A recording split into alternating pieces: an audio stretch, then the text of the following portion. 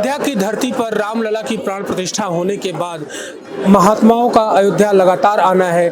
भक्तों को कथा के माध्यम से राम का गुणगान करते हुए हमेशा दे रहे हैं, सुनाई दे रहे हैं।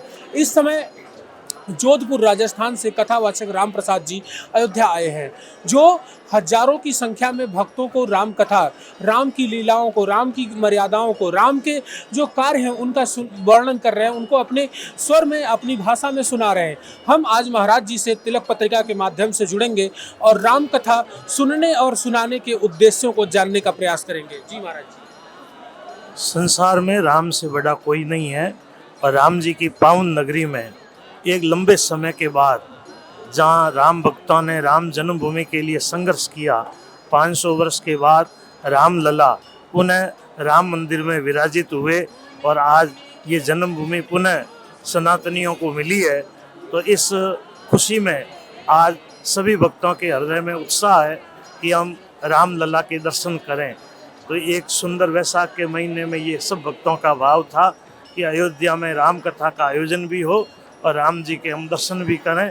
तो आज भगवत कृपा से वो भाव मूर्त रूप हुआ है। रामलला के भक्त लोग दर्शन कर रहे हैं। सरयू का स्नान, वैशाख का महीना, फिर राम कथा का श्रवण।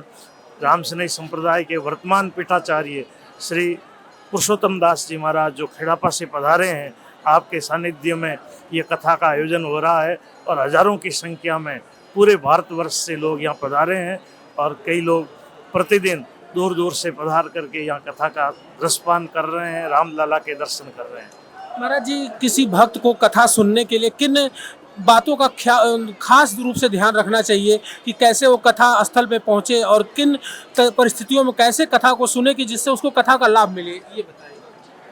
कथा को हृदय में धारण करना यही सबसे बड़ा लाभ है। और तीर्थ की जैसे मर्यादा होती है वैसे ही कथा की मर्यादा है कि हम लोग इस जीवन में सुख प्राप्त करें, परलोक में सद्गति प्राप्त करें और ऐसा श्रवण करें कि सदा के लिए सुनना मिट जाए। उसी भाव से कथा का रसपान करना चाहिए। महाराज जी, एक और महत्वपूर्ण बात, आपने अपने माथे पर तिलक लगाया है। सनातनियों को तिलक क्यों लगाना चाहिए? तिलक की क्या विशेषताएं हैं, क्या महत्वता है, इसे एक बार बताइए आप। तिलक है वो भगवान के चरण का स्वरूप है। जिसके माथे पर भगवान के चरण है वो निर्भय हो जाता है। और हम सनातनी निर्भय इसीलिए है कि हमारे मस्तक पर भगवान का चरण है।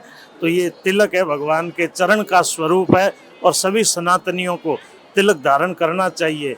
और ये तिलक टीवी है, इसको भी मैं हृदय से सम्मान और साधुवाद करता हूँ कि आपके माध्यम से जन जन तक तीर्थों के दर्शन की बात, सत्संग की बात पहुँचती है। देखा आप लोगों ने, अभी हमारे साथ राम प्रसाद जी जुड़े हुए थे, कितनी महत्वपूर्ण बातें और अनमोल बातें उन्होंने तिलक पत्रिका के साथ साझा की। मैं देवेश पांडे, अयोध्या।